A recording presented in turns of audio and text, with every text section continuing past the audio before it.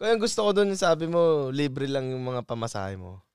Hindi. Pag nag-check-in ka doon sa hotel, pag turista ka at nag-check-in ka sa hotel doon, bibigyan ka nila ng app, matik yung libre ka na sa lahat ng public transportation. Doon sa hotel. Ha? Doon lang sa hotel mo yun o sa lahat ng hotel? Sa lahat ng hotel. Pag turista. Ganun, oo. Di ba, angas, di ba?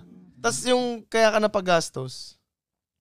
Kasi yung isang beses madaling araw na, nalampasan ako nung bus. Like, dito ako naghihintay nung bus. Sa kabila pala siya dadaan. Mali. Tol, puta. Ang kulit nung. Kasi yun yung pagtaas ng laban ni JL diba? Tapos na, madaling araw na kami nakauwi. Parang mga alauna na ata. Mga ganun. So sabi ko, sige JL, tulog na kayo. Akit na si coach sa hotel nila, si JL. Sa labas, maghihintay ako madaling araw. Sobrang lamig, tol. Tapos pagtingin ko sa schedule nung bus, tram. Pagtingin ko sa schedule, parang 25 minutes pa na darating. Ang 25 minutes sa malamig na lugar. Matagal. Talaga, pumapasok na talaga lahat. Tapos hindi na ako Nag-shadowboxing ka? Wala na akong energy. Ganun kasi gutom na rin ako galing sa laban So, pagdating ng 25 minutes, puta sa kabilang street pala yung daan na pukin ng ino nito. Wrong number, sir. Oo. Damn. Tapos tinignan ko yung schedule ulit. Parang 40 minutes pa yung sunod na balik. Sabi ko, abangan ko ba to? So, tinignan ko saan pumunta yung bus. Kumanan siya dun. So, medyo malayo pa.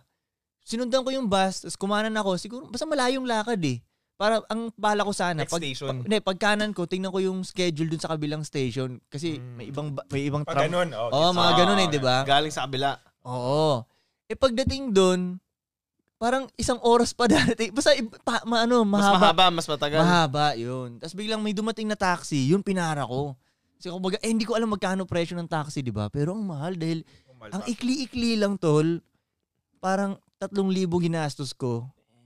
Basta ang ikli-ikli lang. Parang Makati to Market lang. Makati to BGC. Parang ganun lang Tapos 3,000 na yung ginastos ko. Pero naka-metro kaya siya. Naka-metro dahil hindi naman ganun sa Switzerland yung nadaya. Kontrata, no? Sir, kontrata na namin.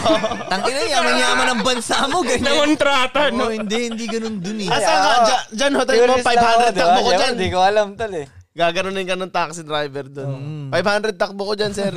Hindi ganun.